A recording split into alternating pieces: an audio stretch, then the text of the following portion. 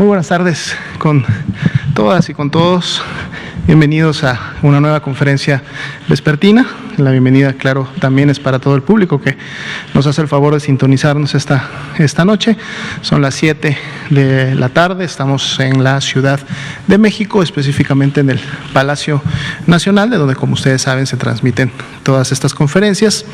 El día de hoy tenemos dos invitadas muy especiales, porque el día de hoy vamos a tener como componente temático el tema de sarampión, y específicamente vamos a comunicar y vamos lógicamente también a responder preguntas en relación a el brote o la transmisión de sarampión que hubo precisamente este año. Digamos que la pandemia de COVID-19 fue la que acaparó la atención tanto pública como de los medios, pero precisamente algo que también queremos comunicarles hoy es que tuvimos un brote de sarampión y hoy día vamos a ver un poco la información al respecto.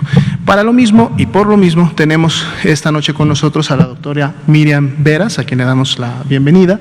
La doctora Veras es la directora general del Centro Nacional para la Salud de la Infancia y la Adolescencia, que es precisamente donde radica uno de los principales programas preventivos en México, que además ha tenido mucho reconocimiento mundial en diferentes años, que es precisamente nuestro programa nacional de vacunación, y donde está lógicamente anidado también la vacuna contra sarampión y rubiola. Ahorita nos van a platicar mucho sobre estas actividades, y también nos acompaña esta noche la doctora Santa Ceballos. La doctora Ceballos es la directora de la vigilancia epidemiológica de las enfermedades transmisibles, que es precisamente donde radica el sistema especial de vigilancia de nosotros decimos de las EFE, son las enfermedades febriles exantemáticas. Es también un marco de vigilancia donde están todas aquellas enfermedades que pueden producir, como su nombre lo dice, fiebre y exantema, entre las cuales se encuentra, entre muchas otras, el sarampión. Entonces nos va a hablar también ella del componente de vigilancia epidemiológica, la atención del brote, que finalmente es un trabajo conjunto que hacemos no solamente con el CENSIA y con vigilancia epidemiológica, sino también con promoción de la salud, ya que ellos tienen una intervención muy importante, y lógicamente con el área local, que en este caso fue en su mayoría la Ciudad de México. Y bueno, yo me dedicaré a actualizar básicamente el escenario nacional y vamos a empezar entonces con esa parte, con su permiso. Bien, si nos comparten por favor la primera diapositiva. Estamos dando inicio precisamente a la conferencia vespertina número 199. Estamos a una de llegar a las 200 conferencias. En este día también 107 de la nueva normalidad. De hecho, estamos dando inicio, ya estamos en el segundo día de la 16ª semana de intervención de la nueva normalidad. Y precisamente el día de hoy, lunes, entra en vigor el nuevo semáforo de riesgo COVID que se publicó el viernes pasado, con lo cual sabemos algunas entidades federativas bajaron a amarillo, otras que estaban en amarillo subieron a naranja, pero una característica general es que ahora sí no tenemos ninguna entidad que al menos en la última medición haya tenido el máximo riesgo, que en su momento es el rojo. Y nunca perdemos la oportunidad para hacer el llamado a la población para que en cada una de sus entidades federativas, en cada uno de sus municipios, esté atento y ponga en práctica las indicaciones, las instrucciones que las autoridades están emitiendo, dado que conocen el mejor panorama local y cómo se está llevando a cabo y cómo se está dando la transmisión, pues son los que de manera mucho más directa pueden emitir mejores recomendaciones en el sentido de cómo administrar el espacio público o en su momento también disminuir las actividades sociales. Entonces estemos muy atentos y hagamos caso a estas instrucciones. Vamos a la siguiente diapositiva, en donde actualizamos los números a nivel nacional. El día de hoy son ya más de 1.520.000, más de 1,5 millones de personas las que han sido clasificadas como casos sospechosos de COVID-19. Esto es porque presentaron los signos y los síntomas característicos de la enfermedad y que además vienen descritos en la definición operacional. Al producirse esta clasificación, esto se realiza en cada una de las unidades de atención médica del primer, segundo o tercer nivel de atención en todo el país, pues entonces esta persona bajo esa clasificación ingresa a un protocolo de atención médica, dentro del cual está incluida la toma de la muestra, y en la medida que se han ido clasificando los casos sospechosos y ha habido la necesidad de tomar una muestra, pues entonces esta se ha llevado a cabo. Precisamente algo que monitoreamos siempre en esta gráfica y hacemos referencia es precisamente el comportamiento del porcentaje de positividad, es decir, de las personas que están siendo muestreadas, que se les está tomando una muestra, un exudado nasofaríngeo o faríngeo, y que está yendo a un laboratorio de la Red Nacional de Laboratorios de Salud Pública, cuántas están teniendo un resultado o positivo o negativo, y esto es lo que precisamente nos da el porcentaje de positividad, que para esta semana es de 38%. Estamos graficando la última semana, que es precisamente la 36. Esto es una disminución de 3 puntos porcentuales en relación a cómo cerramos la semana pasada. Si recuerdan, cerramos en 41%, estamos abriendo 38%, y entonces eso representa nuevamente una disminución o la continuidad de la disminución, y por lo tanto también una tendencia descendente continua de la positividad, es decir, de las personas que en su momento tienen presente la enfermedad, más allá de que desarrollen los signos y los síntomas. Y aquí empezamos también a ver un dato importante. Si ustedes ven las últimas 4 semanas, 33 a la 36, prácticamente la cantidad de personas que fueron clasificadas sospechosas y la cantidad de personas, por lo tanto, a las que se les tomó una muestra, son prácticamente similares. Están todas ellas por encima del 84 o alrededor de 85,000 muestras para cada una de las semanas. Ahí las podemos ver, son estas 4 últimas semanas cuando vemos la altura completa de la columna, independientemente del color que tiene. Pero a pesar de que ese número total de muestras y que esa altura es prácticamente similar para las últimas 4 semanas, el porcentaje de positividad continúa disminuyendo. Es decir, que no porque yo incremente el número de pruebas, ¿sí?, o siga realizando el mismo número de pruebas como lo he hecho hasta el momento en las últimas 4 semanas, eso quiere decir que tienen que seguir saliendo necesariamente más casos, o incrementar el número de pruebas tiene como resultado directo confirmar más personas enfermas, y eso lo vemos directamente expresado en el porcentaje de positividad, que el porcentaje de positividad está precisamente ligado al hecho de cómo está la circulación del virus en una localidad. Aquí estamos viendo lógicamente el nacional, tenemos también las 32 porcentajes de positividad en las entidades federativas para en su momento también poder hacer el monitoreo correspondiente. Del total de personas estudiadas, prácticamente el 50% de ellas ya dio un resultado negativo, y para el día de hoy los casos confirmados acumulados, es decir, aquellos que han ido sumándose desde que inició la epidemia en México, pues son 671,716, y comentábamos, nuestro porcentaje de positividad sigue disminuyendo. Recordemos que es un indicador al que le estamos dando un seguimiento muy puntual. Veamos la siguiente diapositiva. Vamos ahora a los casos estimados. Los casos estimados que están representados en la curva de color azul claro, 703,221, y vemos que para esta semana, ya lo presentaba el día de ayer el doctor López-Gatell, su secretario de Salud, volvemos a abrir otra vez una semana con un descenso, ¿no? En este caso y para el día de hoy, este descenso es de menos 8% en relación a la semana 35, para la semana 36, y esto lógicamente continúa a su vez también entonces esta tendencia descendente que estamos viendo ya desde la semana 30. Así también continúa la tendencia descendente de la ocurrencia de defunciones, siendo la diferencial de la 35 a la 36 de un menos 53%. Otro indicador al que le hemos estado dando seguimiento también durante todas estas semanas, si ustedes recuerdan, es precisamente la proporción de personas que enferman en los últimos 14 días. A esto le llamamos los casos activos y representan precisamente realmente la epidemia activa en México. Si bien es cierto, hasta el momento, de manera acumulada, podemos tener 703.221 casos, no es que todas estas personas continúen enfermas. Recordemos, estamos ante una enfermedad aguda que en la mayor cantidad de las personas, 80% o más, resuelve en algunos días o en máximo 14 días.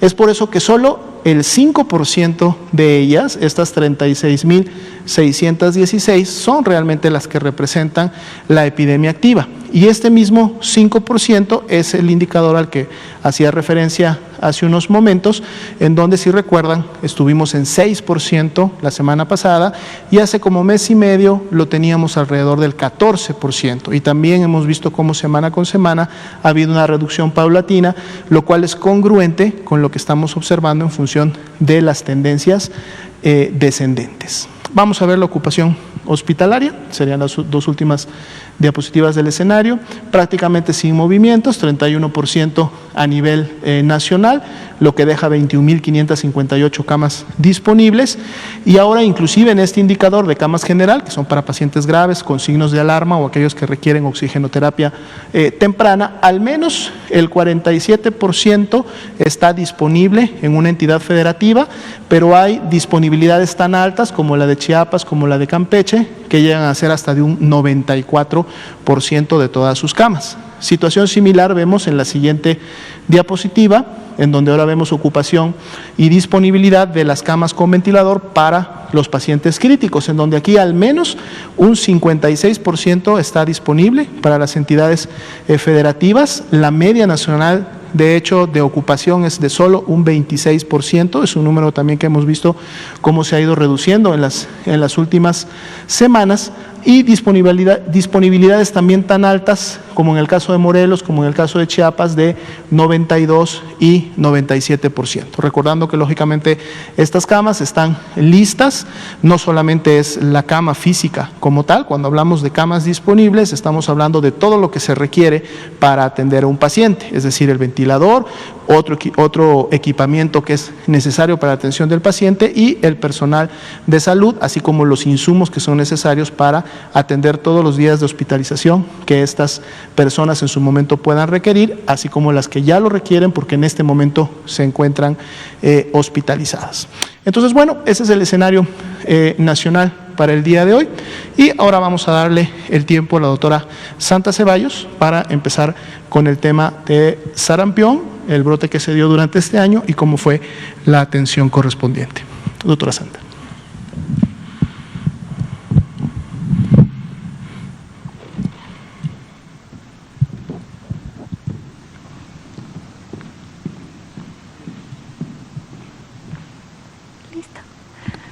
Bueno, muy buenas tardes a todos ustedes. Soy la doctora Santa Ceballos. Actualmente me encuentro como directora de Vigilancia Epidemiológica de Enfermedades Transmisibles en la Dirección General de Epidemiología. Seguramente ustedes saben que la Dirección General de Epidemiología es la instancia que en este momento se encuentra llevando a cabo, concentrando la mayor parte de la información que tenemos en torno a la pandemia de COVID.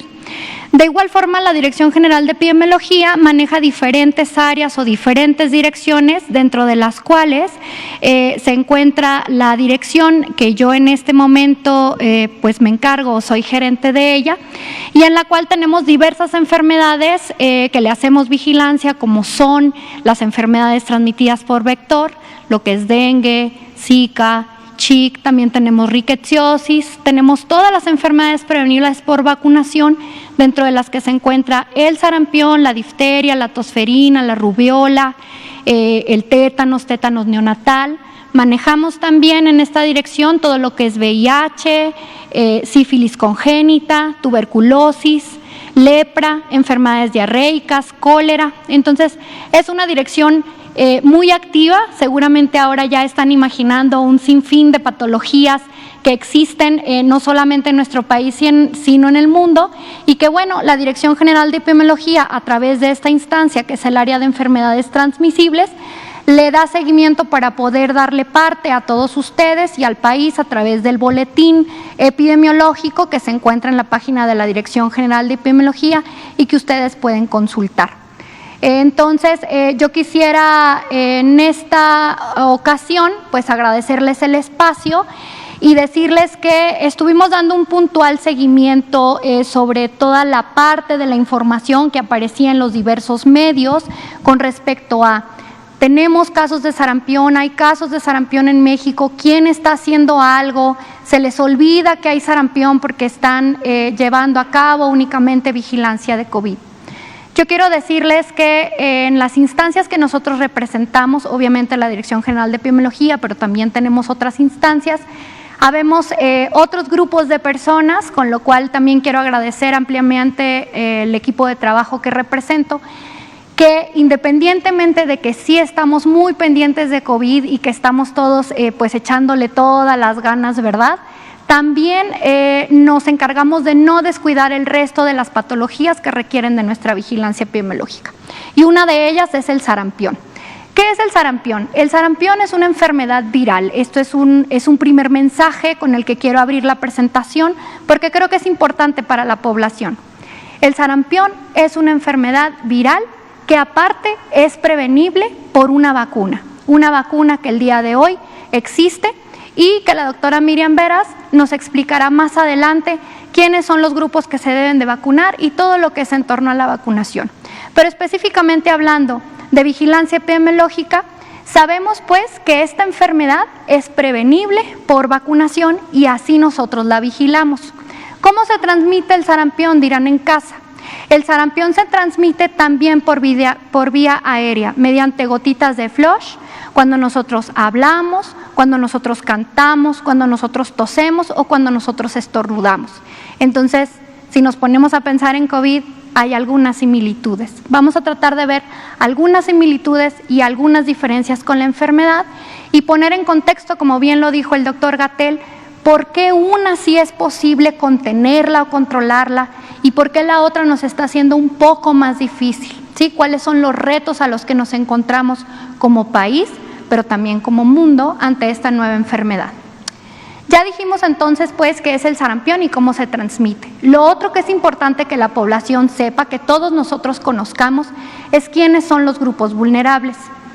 Sobre todo los extremos de la vida, los más pequeños y los más grandes en cuanto a la edad. Es decir, si tenemos niños en casa, niños y niñas, ellos son nuestro principal grupo vulnerable.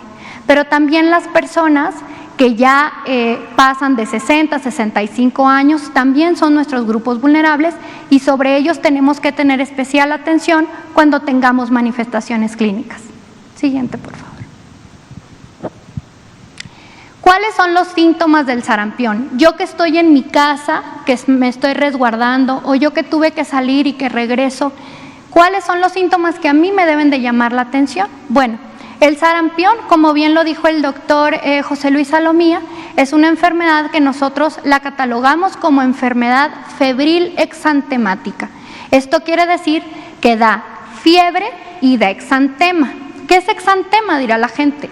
El exantema es la presencia de ronchitas o manchitas que se dan en el cuerpo de la persona que está enferma. El sarampión tiene una característica que es que esta sintomatología de exantema, estas ronchitas, van a empezar en la cara y van a recorrer el resto del cuerpo. ¿Qué otra cosa puedo identificar?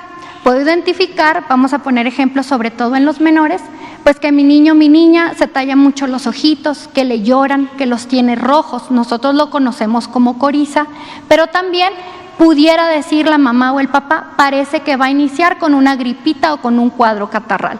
Entonces, fiebre, manchitas, coriza, es decir, ardor de ojos o dolor de ojitos. ¿Y qué otra cosa puede presentar? Tos. ¿Qué parece? Esta sintomatología, ¿a qué nos recuerda? A otra patología que tenemos muy presente hoy en día. Entonces es importante que si nosotros identificamos esta sintomatología en casa, pensemos en sarampión y que se solicite atención. ¿Por qué debo yo de solicitar atención? Porque hay complicaciones de la enfermedad. ¿Qué tipo de complicaciones? La neumonía, es decir, la dificultad respiratoria, y ya nos hace otra alarma de que yo he escuchado esa sintomatología antes. ¿En dónde? En COVID. Un menor puede presentar dificultad respiratoria, puede presentar neumonía, que es una complicación grave. La vamos a ver con tiraje intercostal, o que el niño respira y se le ven las costillitas como a los pescaditos, ¿no? Aleteo nasal, o su boquita puede estar más azul, más oscura. Entonces, esto me tiene que hacer pensar en un dato de alarma. Podemos tener infección de los oídos, podemos también tener diarrea grave, los niños se deshidratan, los niños y las niñas se deshidratan rápidamente, es una complicación del sarampión. Y finalmente, una de las complicaciones más graves es la inflamación del cerebro o encefalitis. Estas complicaciones, es importante identificar estos signos de alarma porque nos pueden llevar a la muerte del menor o de la persona que tiene sarampión. ¿Cómo se hace el diagnóstico de sarampión? Una vez que yo desde casa identifiqué cierta sintomatología, tengo fiebre o el niño tiene fiebre, la niña se siente mal, tiene tos, tiene esta coriza, acudo a un servicio de salud y es el personal médico quien realiza el diagnóstico de sarampión. Es decir, alguien de mi comunidad me pudiera decir que tal vez sea sarampión, pero para que yo pueda estar seguro que tengo ese diagnóstico, yo tengo que acudir a una unidad de salud y en esa unidad de salud me tienen que hacer un interrogatorio, me tienen que preguntar todo lo referente a mis signos y síntomas, cuándo empezaron, qué se dio primero, qué se dio después, antecedentes de viaje, viajé a algún lugar dentro del país, fuera del país, recibí alguna visita, vino algún pariente, algún amigo del extranjero, ya sea de otro país o dentro del mismo país de otra entidad. Todo eso es importante. ¿Por qué? Porque este año nosotros en México tuvimos un brote de sarampión, un brote que les voy a presentar. Y si no hubiera sarampión en México, como no lo hay y como no lo había, entonces yo tengo que estar muy alerta de todas estas, de toda esta información y de todos estos datos para que mi médico pueda pensar en sarampión. Una vez que mi médico piensa en sarampión, me tiene que tomar dos pruebas. Una es una prueba de sangre y la otra es una prueba que se hace a nivel nasofaringeo, mi nariz o mi faringe. Tenemos de 0 a 5 días para tomar una prueba, por ejemplo, la de exudado faríngeo, la que es en la nariz o en la faringe, a partir de que la persona, el niño, presentó las manchitas. Esto es bien importante. Si yo me quedo en casa y estoy esperando y puede ser sarampión y se pasan esos 5 días, hacer mi diagnóstico puede ser un poco más complejo, pero no es imposible. Si yo ya pasé de esos 5 días de la sintomatología, me tomarán una muestra de sangre y tendré de 0 a 35 días para que tomen esa muestra de sangre y busquen ese virus ahí presente, ¿sí? Entonces, lo ideal es, ante la duda, no hay duda, acudo a solicitar atención médica, siempre guardando mis medidas de sana distancia.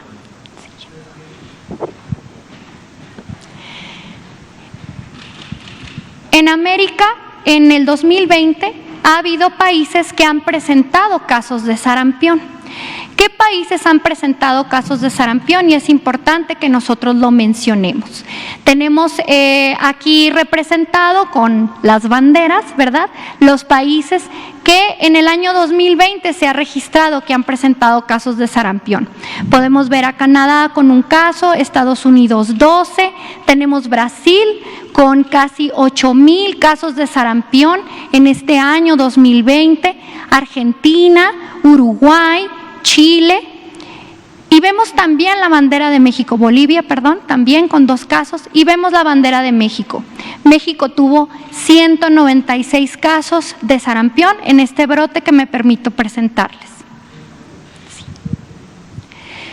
Muy bien, entonces hemos hablado un poco de qué es la Dirección General de Epidemiología, hablamos un poco de la Dirección de Enfermedades Transmisibles, vamos a hablar de sarampión y que detectamos un brote. Pero ¿cómo se detecta un brote? ¿Cómo sabemos que hay casos de sarampión en México? Contamos con un sistema de vigilancia especial para las enfermedades febriles exantemáticas y dentro de este sistema existen algunos pasos a seguir para que todas las unidades de salud nos den estas alarmas, estas alertas o nos prendan estos foquitos rojos. Entonces, a través de todas las unidades de salud, que son los centros médicos, pueden ser hospitales donde nosotros vamos a solicitar atención de salud. Abro paréntesis, en México tenemos más de 25,000 unidades médicas que prestan atención y todas estas unidades forman parte del Sistema Nacional de Salud. A través de ellas se capta la información que las personas, cuando van a solicitar atención y dicen los síntomas que ya les mencioné, que son compatibles con una enfermedad febril exantemática y que puede ser sarampión, se toman y entonces se hace el llenado de un formato único, es un formato implementado en todo el país de manera homogénea, en el cual yo recabo la sintomatología y toda la información de interés epidemiológico de ese paciente que puede tener sarampión. Incluso al momento de tomar sus pruebas para diagnóstico, en ese mismo formato yo lo vacío. Entonces, es importante que se los mencione porque lo que sucede en Chihuahua, en Sonora, en Oaxaca, en Tamaulipas, pasa por ese formato único y nos llega finalmente a nosotros en la Dirección General de Epidemiología para dar paso a la investigación con la colaboración entre DGE y CENCIA. De igual manera, se hace colaboración con otras instancias, ya sea a nivel estatal o a nivel jurisdiccional. Entonces, una vez que nosotros completamos este primer círculo de 3 pasos, se lleva a cabo lo que conocemos como notificación, que es el momento en el que una situación de salud pasa de la comunidad al conocimiento del sistema de salud en México. Vamos a entrar de lleno a lo que fue el brote de sarampión en México. Como ustedes saben, en la página de www.salud.gov.mx tenemos justo un apartado en el cual viene la información de importancia referente a sarampión. En México, el día 28 de febrero, se identifica en la Dirección General de Epidemiología el primer caso de sarampión en México. Este caso de sarampión se identifica en una menor de edad y a raíz de que nosotros tenemos este resultado positivo de laboratorio, es decir, recuerden que debemos de seguir el algoritmo completo. Una vez que nosotros tenemos un resultado positivo mediante un resultado que afortunadamente nos dan los colegas de INDRE, ustedes saben, es nuestro laboratorio de referencia aquí en México, nosotros iniciamos con este disparador y decimos, tenemos un caso confirmado, tenemos un brote de sarampión, porque con un solo caso de sarampión ya podemos nosotros decir que tenemos un brote porque es una enfermedad que ya no es endémica en México, es decir, ya en México no tenemos regularmente y no esperamos que haya casos de sarampión. Entonces, bueno, a partir de este momento, que es el 28 de febrero, que se identifica este primer caso, se llevan a cabo una serie de acciones y de actividades en conjunto con el CENCIA y con Promoción a la Salud para hacer la investigación, la identificación de todos los contactos y de todos los demás casos que derivaran de este primero, ¿no? Entonces, finalmente nosotros tuvimos una identificación de 196 casos confirmados de sarampión. Ustedes lo pueden consultar directamente en la página de epidemiología, ahí vienen los 196, viene el sexo, viene la edad, viene la colonia, etcétera, y hay alguna información que seguramente para ustedes es de relevancia.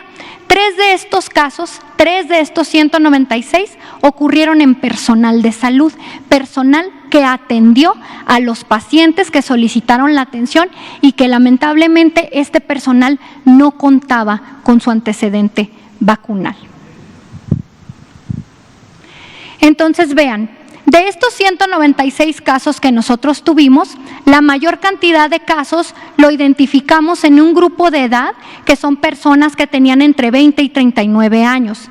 Sin embargo, cuando nosotros lo vemos por tasa de incidencia, recuerden que la tasa de incidencia es una medida que nos permite conocer, dependiendo de la proporción de los grupos, quién realmente está más afectado independientemente de dónde se hayan presentado más casos. Identificamos entonces que el grupo más afectado son los menores de 1 año y el grupo de edad de 1 año. Recordemos entonces, la doctora Miriam nos explicará más adelante, recordemos entonces que nuestro esquema nacional de vacunación indica que la primera dosis de vacuna de sarampión se aplica al año. Por lo tanto, estos niños menores de 1 año no tenían la posibilidad de estar con una vacuna. Sin embargo, el resto de la población debería de haber contado con este antecedente vacunal para darles esta protección. Ahora, el 80% de estos 196 casos no contaba con antecedente vacunal, y esto es importante. ¿Por qué? Porque las vacunas previenen, ¿sí? La vacuna me protege. Este 80% de estos 196 casos no contaba con la vacuna. Y miren, ¿por qué también es importante ahora que estamos ante el contexto de la pandemia de COVID? Conforme a lo que conocemos de COVID, sabemos que una persona infectada, una persona enferma con la COVID-19 puede transmitir la enfermedad, según los estudios, hasta lo que conocemos el día de hoy. Recordemos que seguimos aprendiendo de la enfermedad, de 2 a 3 personas. Veamos si en esta habitación nosotros fuéramos este grupo que podemos ver en el cuadro de abajo de color rojito, ¿verdad?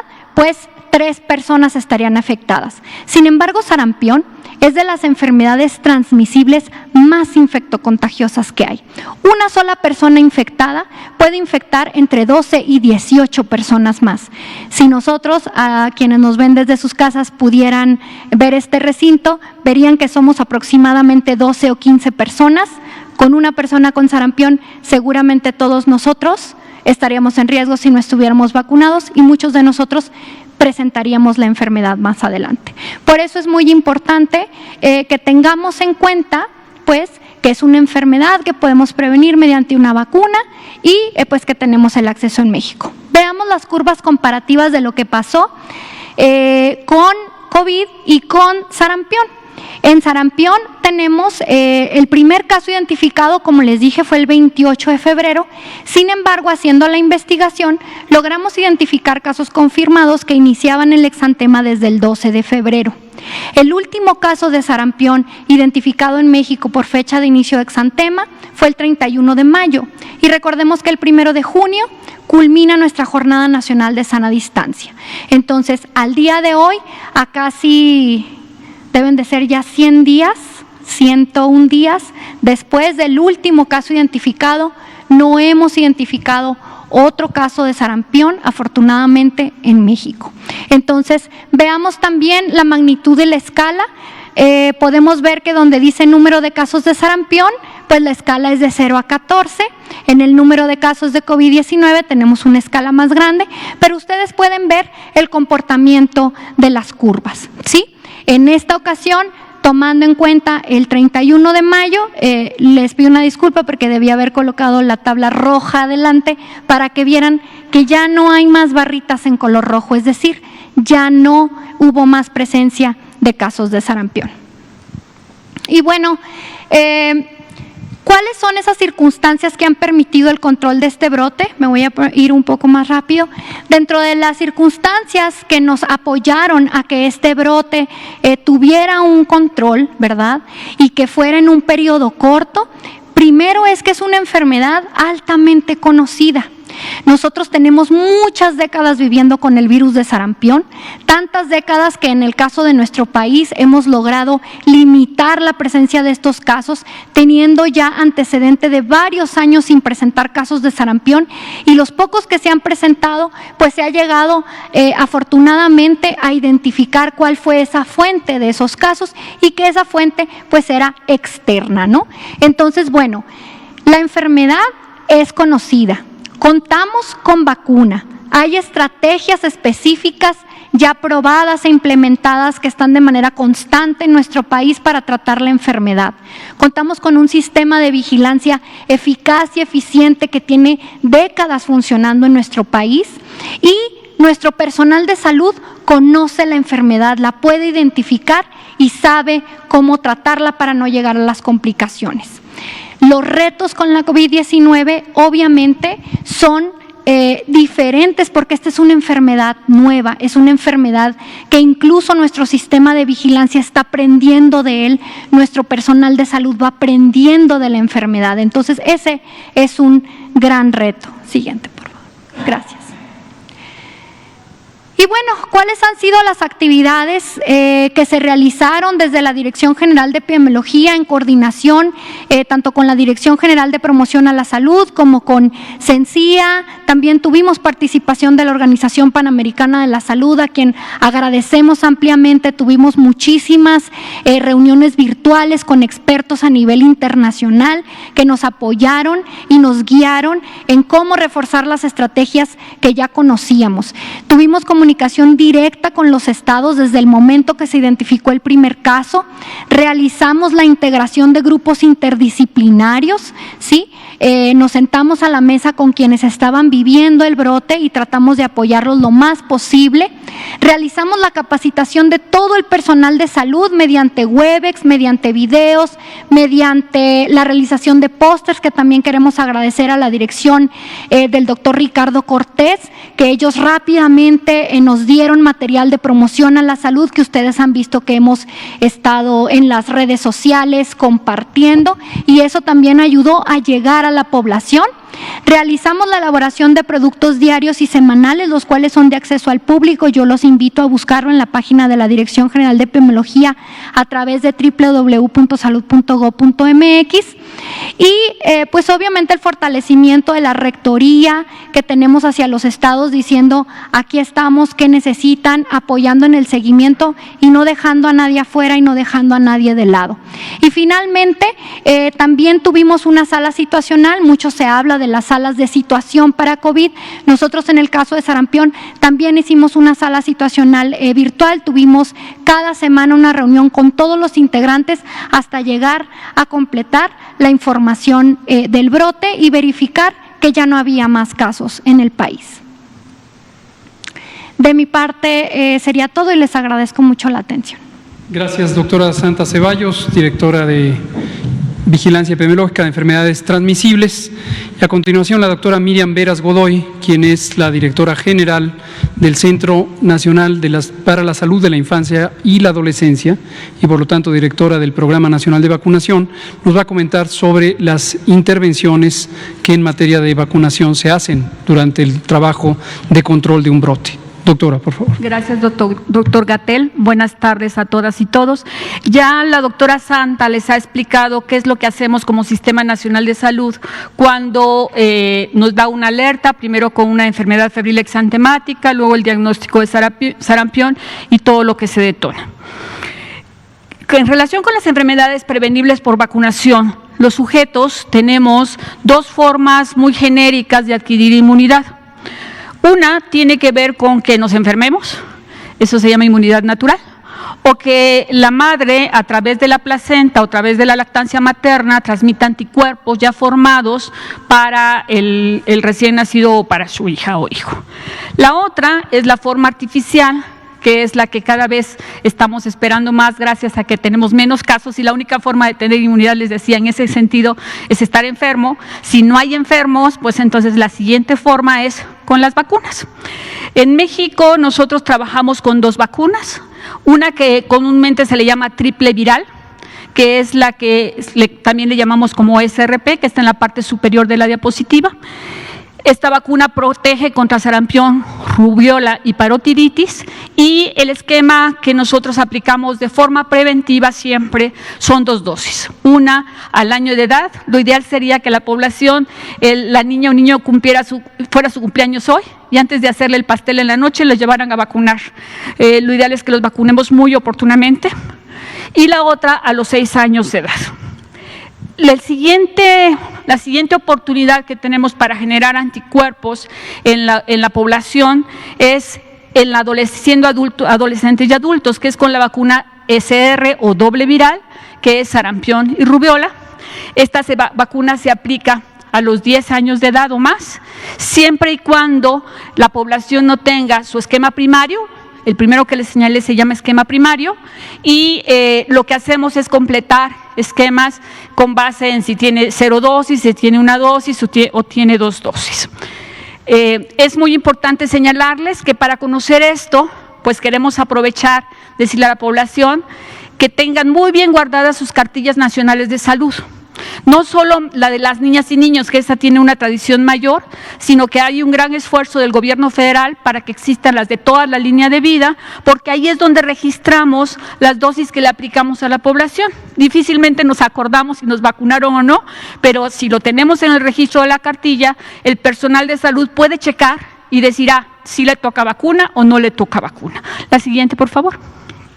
Ahora bien, ya en específico en el brote, yo les decía que esta es la acción cotidiana, esto debe ser siempre. Ahora, como ya lo comentó muy bien la doctora Santa Ceballos, nosotros estamos propensos a tener sarampión. En México ya tiene varios años que no tenemos sarampión autóctono, sin embargo, pues los viajes son todos los días, ustedes lo han visto con COVID, y entonces hay sarampión en otros países, sobre todo en el continente europeo, y en los Estados Unidos de Norteamérica, más en el continente europeo. ¿Y saben por qué ha sido?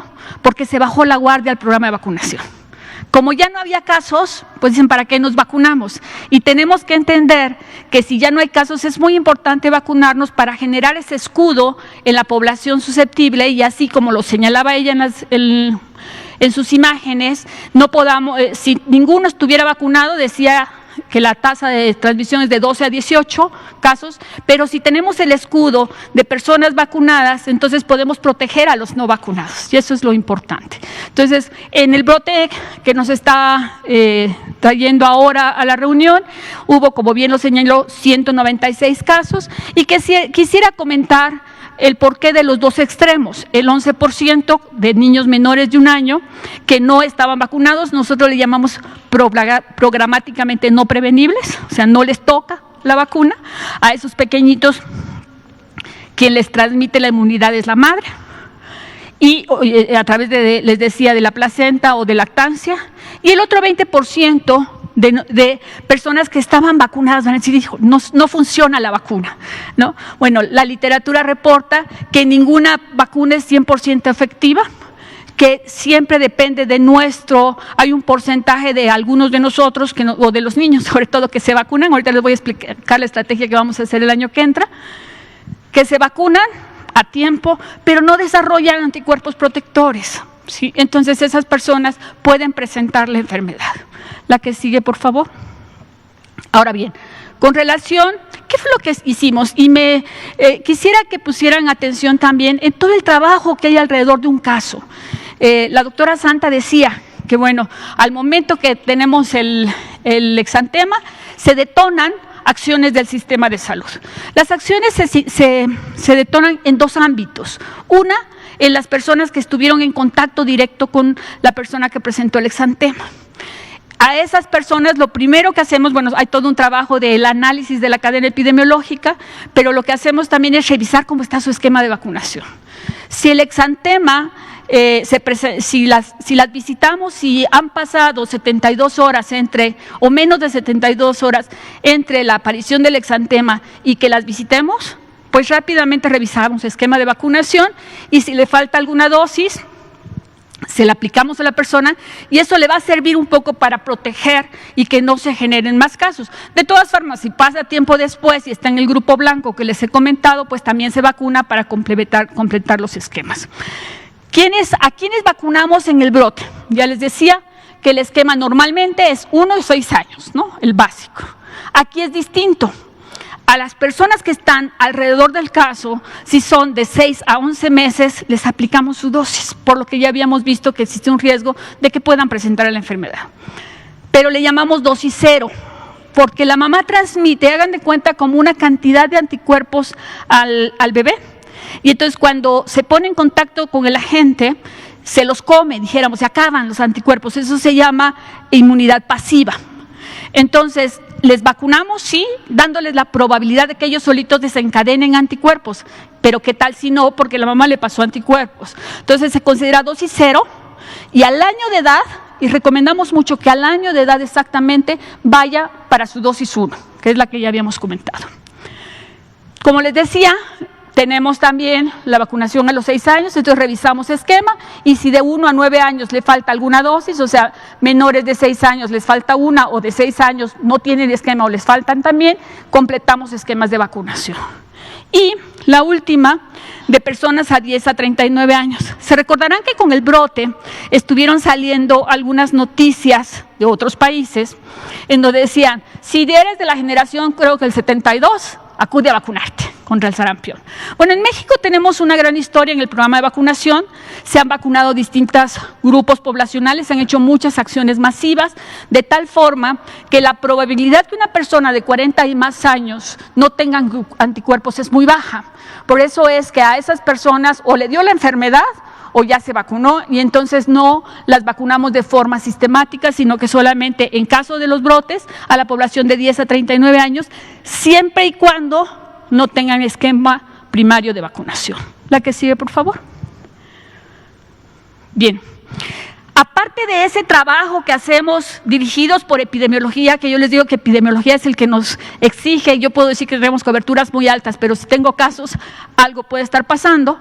Una vez que ya trabajamos con los casos que se detectaron y estamos en su casa, seguimos la cadena de transmisión, vimos quiénes fueron sus contactos y fuimos ampliando las acciones de vacunación y de control, también se hacen acciones alrededor de los casos, o sea, por fuera de la vivienda, digamos, alrededor de los casos, y estos se llaman cercos vacunales. Para el brote que tenemos, se realizaron 110 cercos vacunales durante todo el brote, y ustedes verán que ahí está Ciudad de México, Estado de México, Campeche. Si consultan la página, van a encontrar que hubo un caso en Tabasco. Entonces van a decir, ¿por qué no está Tabasco aquí? Bueno, porque se hizo el cerco, pero no se encontró a ninguna persona que le tocaba la vacuna que no tuviera vacuna. ¿Ok? Entonces, por eso no están las acciones aquí. La que sigue, por favor. Ahora bien,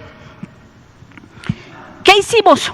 Y digo hicimos, y así como se ha reconocido, dicen que el que menciona omite y el que omite ofende. Entonces, hay mucha gente alrededor de esto. Hay muchos trabajadores operativos que trabajaron a pesar de que estaba la explicación del doctor López-Gatell y del grupo y la sana distancia, pues tuvieron que salir a buscar a los usuarios que no tuvieran esquema de vacunación. Claro está, siguiendo las normas clásicas de sana distancia, pero no dijeron no voy a trabajar, sino que al contrario estuvieron trabajando y un reconocimiento para todos los estados, no solo para esto, sino que también los que intensificaron el sistema de vigilancia epidemiológica para detectar casos de probable sarampión. Sí, porque no solo es me voy con estos casos, sino que con los casos que pudieran ser sarampión. En total se aplicaron 52,000 dosis de vacuna SRP o SR en las acciones de cerco vacunal. La que sigue, por favor. Y les quiero señalar que hay disponibilidad de vacuna. Y este es uno de los grandes mensajes que quisiéramos dejar como equipo de trabajo a la población. Sabemos que cada vez vamos abriendo más, que cada vez regresamos a la nueva normalidad, que muchos tal vez tienen aún miedo de salir, entonces estamos convocando a la población con las medidas estrictas de seguridad, que chequen cartilla de vacunación, si a la niña o niño le falta la vacuna, que por favor acudan a sus unidades de salud, porque hay vacuna en todas las entidades federativas y en todas las instituciones del sector. La que sigue, por favor.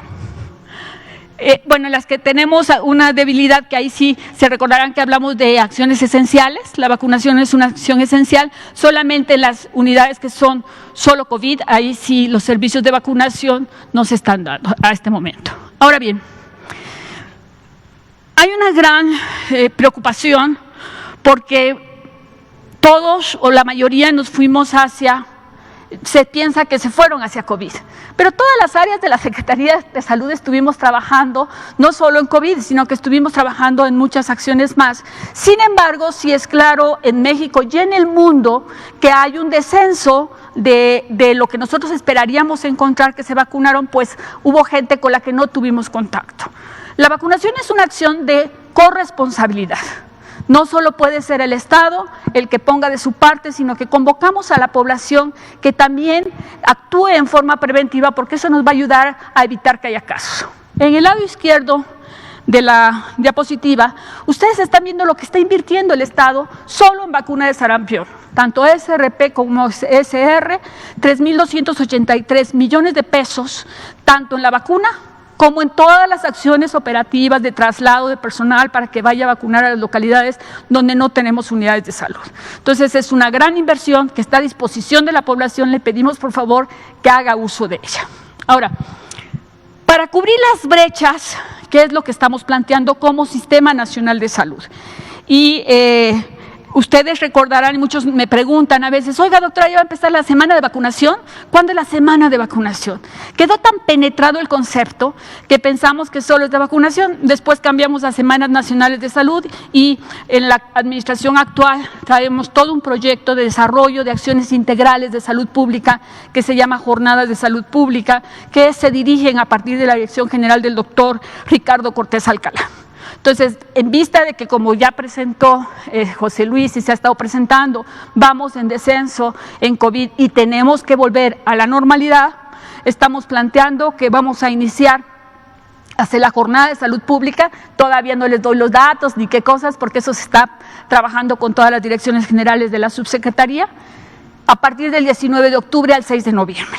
Un eje va a ser vacunación, pero no es el único. Estemos atentos para que veamos qué más hay.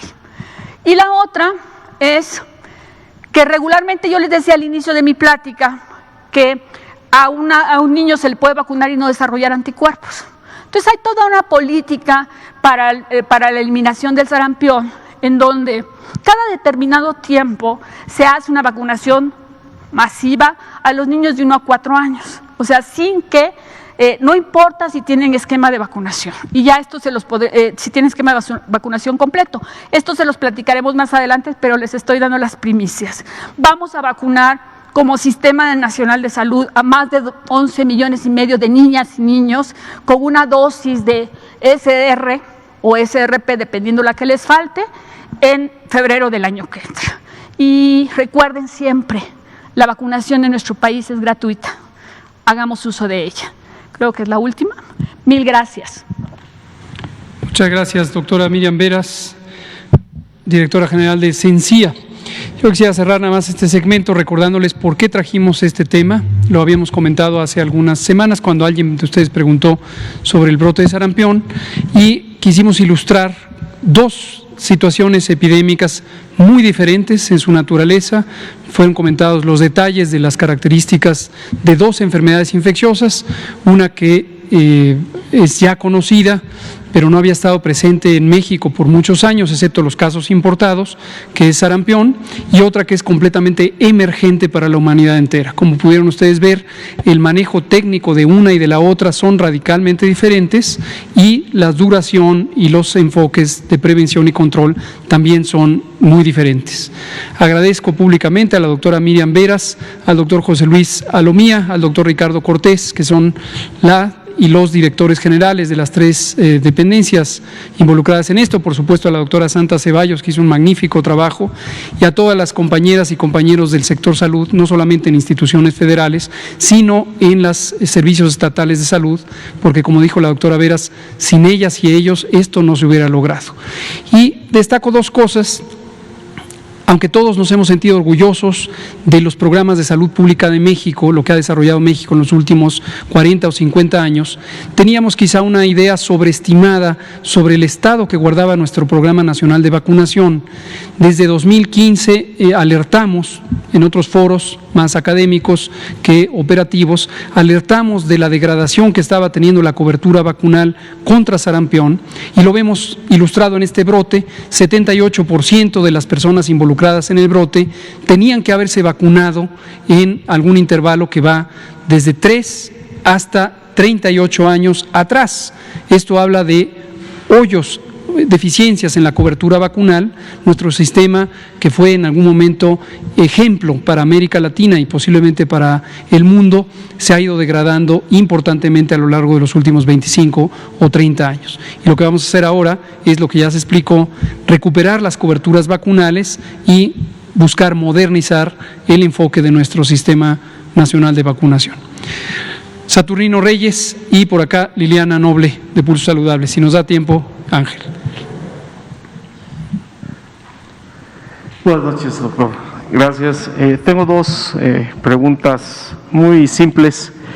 La primera es, en estos próximos 2 días que vienen de festejos, siendo realistas, ¿qué porcentaje espera que incremente el número de contagios, no solamente aquí en la Ciudad de México, sino a nivel nacional? Y la segunda es, ¿qué es lo que deben de aplicar los gobernadores de aquellos estados en los cuales han tenido que retroceder de un color de semáforo epidemiológico para que puedan avanzar? Porque en vez de avanzar están retrocediendo. Gracias. Muchas gracias, Saturnino Reyes, por estas 2 preguntas. Las contesto de manera conjunta.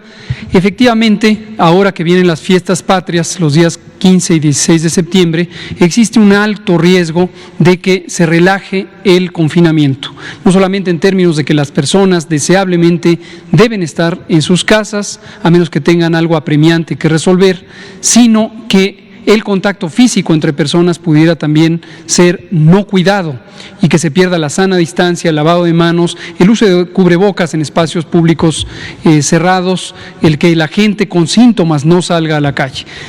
Hay entidades federativas, son 7 en concreto que hemos estado presentando periódicamente, que todavía tienen o bien una etapa de meseta, como la Ciudad de México, como Jalisco, o bien están en ascenso, como todavía lo está Querétaro, Colima, Nuevo León y algunas otras entidades federativas. Hay que tener un cuidado especial. Este es un mensaje para todas y todos. Tengan cuidado, la epidemia no ha acabado.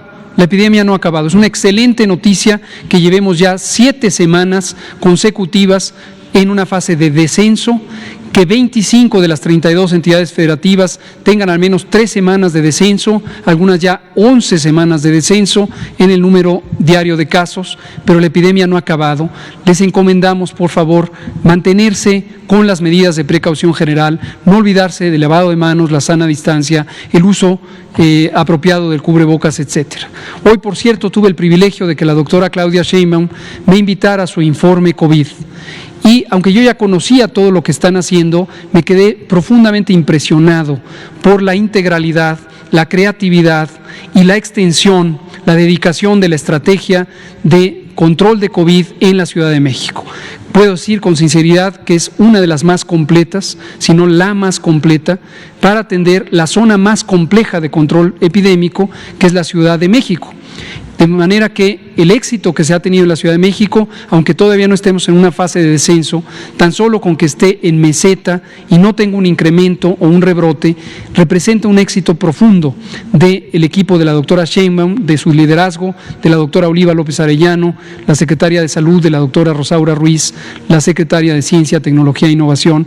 Verdaderamente me quedé impresionado. Pero también para la Ciudad de México recomiendo a la población quedarse en casa. Las fiestas patrias se pueden ahora celebrar desde casa.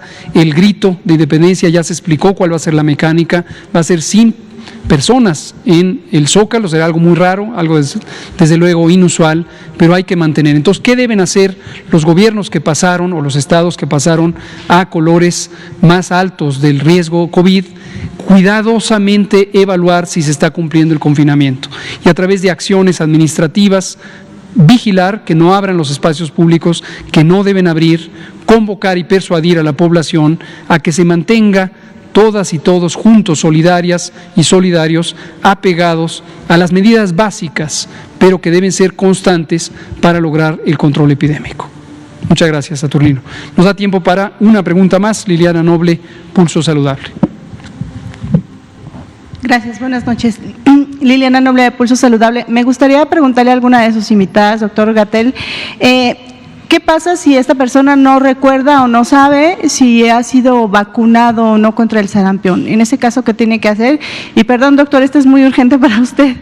En muchos titulares de los medios de comunicación aparece que COFEPRIS, incluso lo mencionan a usted, que usted fue el que dijo no a la vacuna de Sputnik 5. No sé si tenga que ver con su injerencia o yo entendería que es COFEPRIS, pero como ahora usted está liderando, entonces si nos pudiera explicar rápido qué pasa ahí. Con Gracias. mucho gusto. Creo que no les va a dar tiempo de responder lo otro, pero en otra ocasión lo retomamos. Efectivamente, en algunos medios de comunicación de alcance nacional, tanto impresos como radio, televisión, se ha invocado la idea de que el subsecretario de Prevención y Promoción está obstaculizando el acceso a la vacuna rusa. Esto es parte de la infodemia, definitivamente es una mentira, es un absurdo. No tengo prejuicio en contra de vacuna alguna y quisiéramos todos tener muy pronto una vacuna contra COVID-19, no solo en México, en el mundo entero. Pero lo que podemos asegurar es que en México, el gobierno de México está haciendo todos los esfuerzos para tener lo más pronto posible un producto que sea una vacuna. Pero sí y solo sí, este producto es de calidad, seguro y eficaz, que son los tres elementos fundamentales que buscan las agencias de regulación sanitaria para poder dar una autorización sanitaria. En México la agencia de regulación sanitaria se llama COFEPRIS y tiene una obligación importantísima de cuidar que cualquier producto que se usa para la salud humana sea de calidad, seguro y eficaz. En este momento, sencillamente, la vacuna rusa no ha sido sometida a consideración de COFEPRIS, no hay expediente alguno de solicitud de registro sanitario en COFEPRIS. Cuando este registro se dé, será solamente si se cumplen estas condiciones, para la vacuna rusa o cualquier otra. Esa es la situación que experimentamos. Aquí terminamos, muchas gracias, son las 20:01. Les recuerdo que mañana 15 y el miércoles 16 no tendremos conferencia vespertina. Mañana sí tendremos conferencia matutina con el presidente, el pulso de la salud, y retomamos las vespertinas de COVID el 17 por la tarde. Muchas gracias, doctoras, gracias, doctor Alomía.